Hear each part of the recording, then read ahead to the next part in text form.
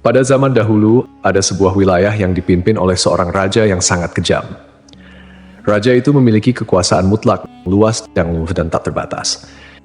Ia memerintah dengan tangan besi, menggunakan segala cara untuk menundukkan rakyatnya, termasuk kekuatan militer dan kekerasan.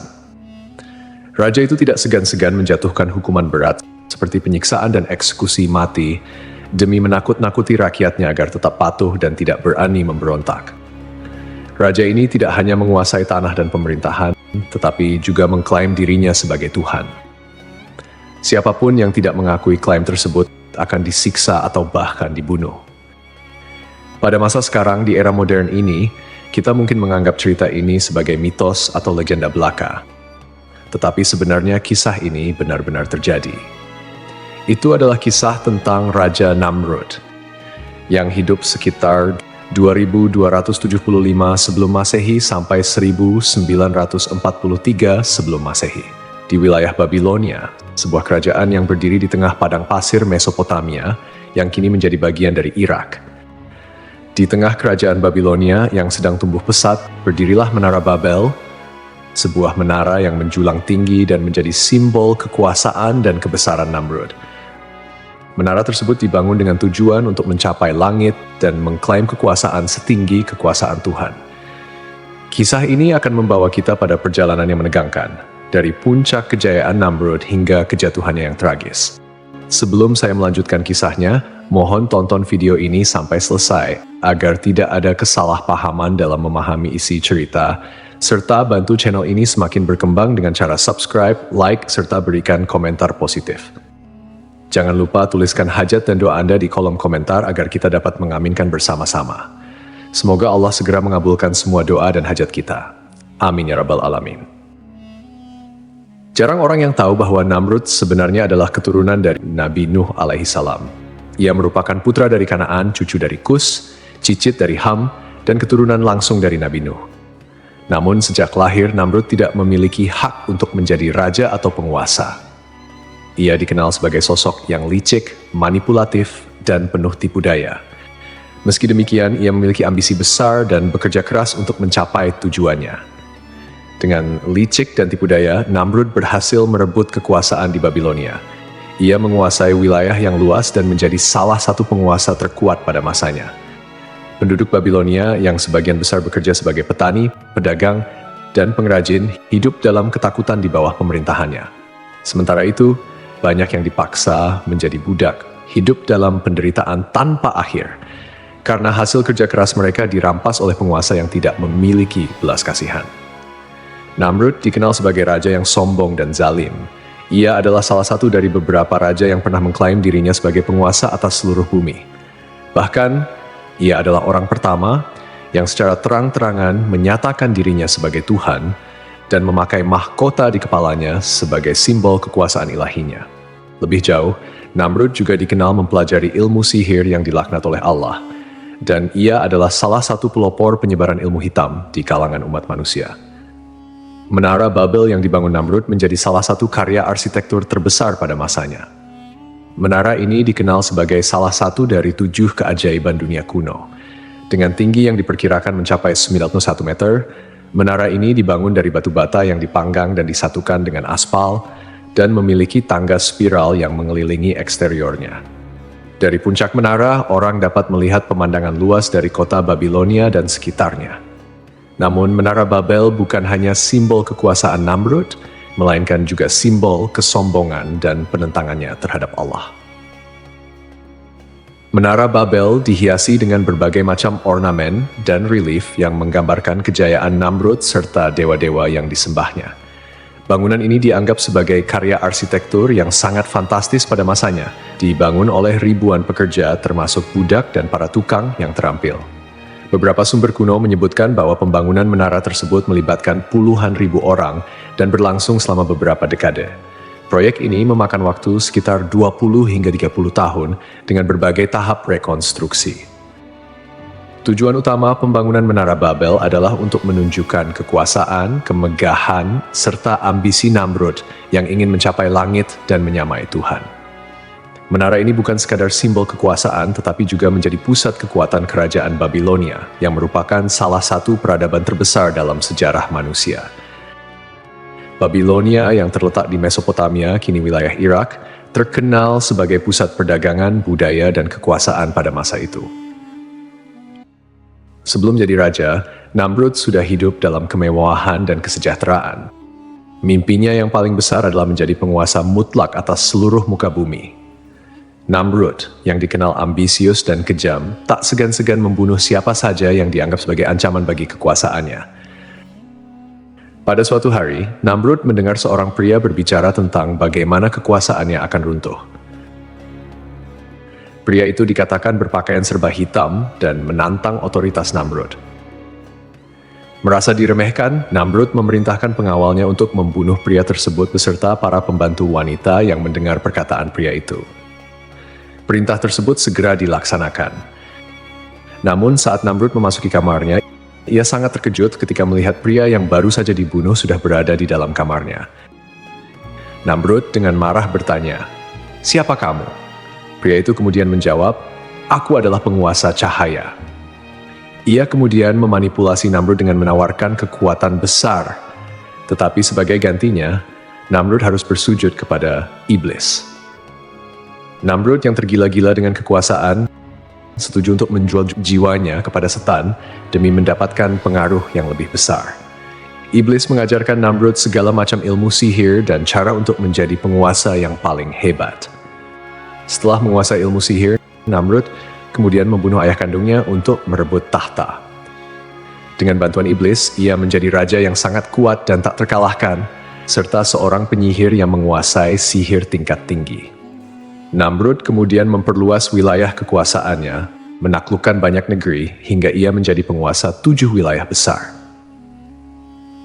Pada suatu malam, para pengamat bintang di istana Namrud melihat sebuah bintang baru yang terbit di timur. Bintang itu semakin terang dari hari ke hari dan semakin lama semakin mencolok. Mereka melaporkan hal ini kepada Namrud yang kemudian memanggil para ahli sihir dan peramal. Para ahli sihir sepakat bahwa bintang tersebut menandakan kelahiran seorang bayi yang akan menjadi ancaman bagi kekuasaan Namrud. Ramalan ini membuat Namrud semakin gelisah dan ketakutan. Ia melihat kelahiran bayi tersebut sebagai ancaman nyata bagi kekuasaannya. Maka Namrud memerintahkan agar semua bayi laki-laki yang baru lahir di kerajaannya harus dibunuh. Salah satu pengikut setia Namrud, Azar, yang juga merupakan ayah dari Nabi Ibrahim alaihi salam, baru saja dikaruniai seorang anak laki-laki. Namun, Azar tidak tega menyerahkan anaknya kepada Namrud. Oleh karena itu, ia menyembunyikan Ibrahim kecil di sebuah gua agar selamat dari pembantaian. Meskipun disembunyikan di gua, Nabi Ibrahim tidak sendirian. Allah dengan kekuasaannya yang maha besar memberikan mukjizat untuk menjaga Ibrahim yang masih bayi. Diriwayatkan bahwa dari jari-jari mungil Ibrahim, Allah mengeluarkan susu yang cukup untuk memenuhi kebutuhannya sehari-hari. Ibrahim kecil menghisap jarinya sendiri untuk mendapatkan makanan yang dibutuhkannya. Dan dengan izin Allah, ia tumbuh sehat dan kuat meski berada dalam kondisi yang sangat sulit. Tahun demi tahun berlalu, dan Ibrahim tumbuh dalam perlindungan Allah yang penuh keajaiban.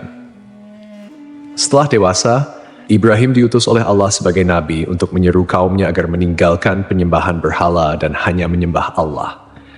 Ibrahim pun menjadi penantang utama kekuasaan dan kezaliman Namrud. Ketika kekeringan melanda kerajaan Babilonia dan rakyatnya datang memohon bantuan dari Namrud, Nabi Ibrahim juga hadir di tengah-tengah mereka. Di hadapan Namrud, Ibrahim bertanya, "Siapakah Tuhan yang sebenarnya?" Namrud, yang sombong, mengklaim bahwa dialah Tuhan.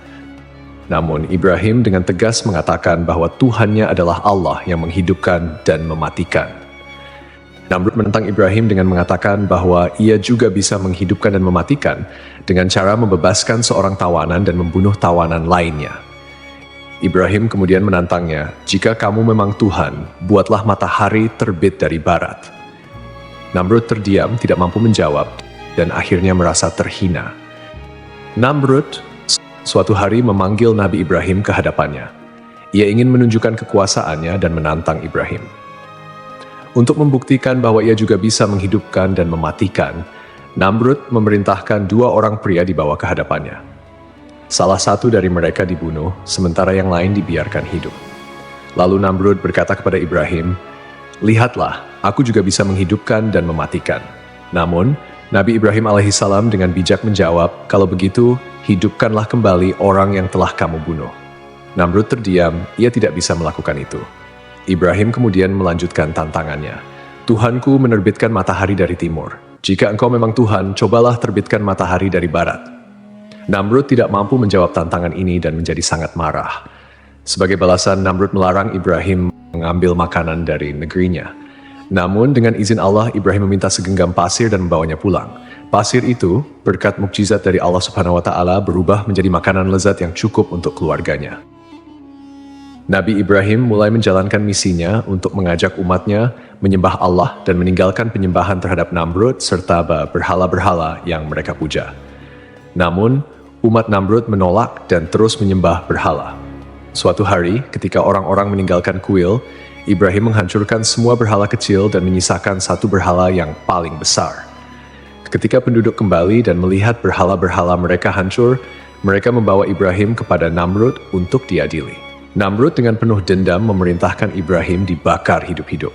Mereka pun menyalakan api yang sangat besar dan melemparkan Ibrahim ke dalamnya. Namun dengan kehendak Allah, api tersebut tidak membakar Ibrahim sedikitpun dan ia selamat dari hukuman tersebut. Peristiwa ini membuat Namrud semakin marah. Orang-orang mulai meragukan kekuasaan Namrud dan beralih kepada kepercayaan Ibrahim. Merasa kekuasaannya terancam, Namrud meminta bantuan kepada iblis. Iblis mengatakan bahwa Ibrahim adalah setan yang kebal terhadap api dan menyarankan Namrud untuk menggunakan cara lain. "Namrud, aku telah kalah berkali-kali dengan Ibrahim, dia terus menghina kekuasaanku dan sekarang rakyat mulai meragukan kebesaranku. Aku adalah raja dunia, tapi mengapa aku tidak bisa menundukkan seorang Ibrahim? Kekuasaanmu besar, tetapi engkau hanya kalah karena engkau belum menggunakan semua cara. Ibrahim bukanlah seorang manusia biasa. Ia dilindungi oleh kekuatan yang tidak bisa engkau lawan dengan kekuatan fisik. Lalu apa yang harus aku lakukan? Apa yang bisa mengalahkannya? Aku sudah mencoba membunuhnya dengan api, tapi bahkan api pun tidak mematuhiku." Iblis, Ibrahim dilindungi oleh Tuhannya, tetapi aku bisa memberikanmu kekuatan untuk menandingi itu. Sembahlah aku. Akulah yang bisa memberimu kekuatan sihir, kekuatan untuk mengendalikan segala hal di dunia ini. Bersama kita bisa menghancurkan Ibrahim. Mengapa aku harus menyembahmu? Bukankah aku adalah Tuhan di atas segala Tuhan? Engkau mengklaim demikian, tetapi lihatlah dirimu. Engkau tidak bisa mengalahkan Ibrahim. Aku akan memberikanmu kekuatan yang tidak engkau miliki. Sebagai gantinya, engkau harus menyerahkan dirimu kepadaku. Dan aku akan menunjukkanmu jalan untuk mencapai kekuatan yang lebih besar dari apa yang engkau miliki sekarang. Dalam kesombongannya, Namrud setuju untuk bersekutu dengan iblis. Iblis kemudian mengajarkan Namrud berbagai macam ilmu sihir, termasuk cara menggunakan kekuatan jahat untuk mengendalikan orang-orang di sekitarnya. Namrud semakin tenggelam dalam kekufuran, menyembah kekuatan jahat dan menggunakan sihir untuk memperkuat kekuasaannya. Ia bahkan menjadi penyihir yang sangat kuat dan merasa dirinya tak terkalahkan. Allah Subhanahu wa Ta'ala kemudian mengirimkan pasukan nyamuk sebagai hukuman kepada Namrud dan tentaranya. Nyamuk-nyamuk tersebut menyerang dan menghancurkan pasukan Namrud dan hanya menyisakan dirinya seorang diri. Salah satu nyamuk masuk ke dalam hidung Namrud dan menetap di otaknya, menyebabkan rasa sakit yang luar biasa. Untuk meredakan rasa sakitnya, Namrud harus memukul kepalanya dengan palu atau benda keras. Rasa sakit ini berlangsung selama 400 tahun, hingga akhirnya Namrud mati dalam keadaan yang sangat mengenaskan. Kisah ini menunjukkan bahwa kekayaan, kekuasaan, pasukan, dan bala tentara yang kuat tidak ada artinya di hadapan kekuasaan Allah. Kesombongan Namrud yang menantang Allah justru menghancurkan dirinya. Allah tidak perlu mengirimkan tentara besar untuk menaklukkan Namrud. Cukup dengan pasukan nyamuk, Namrud yang perkasa pun hancur. Dengan kematian Namrud, kerajaan Babilonia yang dulu perkasa mulai runtuh perlahan. Namrud tidak memiliki penerus yang kuat, sehingga kerajaannya terpecah belah dan menjadi sasaran invasi dari kekuatan asing. Babilonia yang pernah dibanggakan oleh Namrud akhirnya jatuh dan terpecah menjadi kerajaan-kerajaan kecil yang saling bersaing. Kisah ini menjadi pelajaran bagi kita semua bahwa hanya Allah yang memiliki kekuasaan mutlak, dan kepadanya lah kita harus tunduk. Hal ini menjadi bukti bahwa tidak ada kekuasaan manusia yang bisa melawan kekuasaan Allah, seberapapun kuatnya mereka.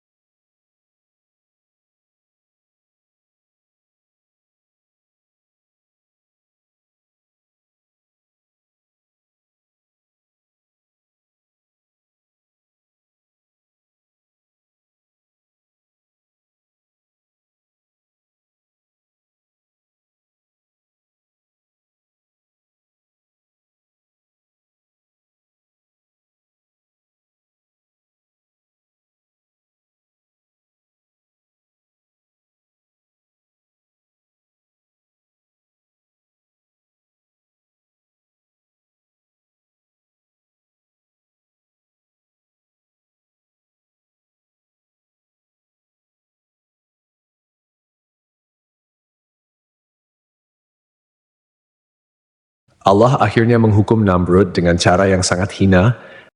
Allah Subhanahu wa Ta'ala kemudian mengirimkan pasukan nyamuk sebagai hukuman kepada Namrud dan tentaranya.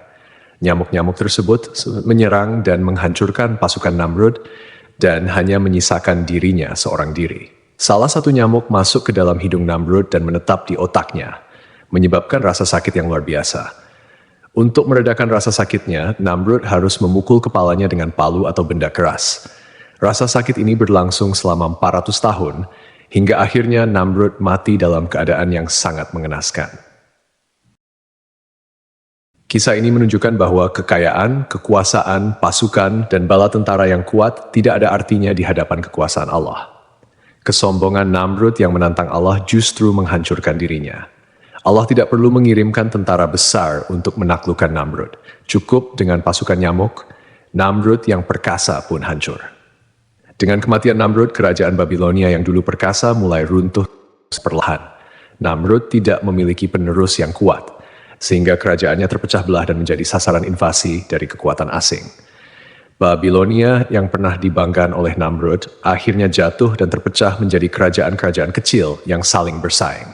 Kisah ini menjadi pelajaran bagi kita semua bahwa hanya Allah yang memiliki kekuasaan mutlak, dan kepadanya lah kita harus tunduk.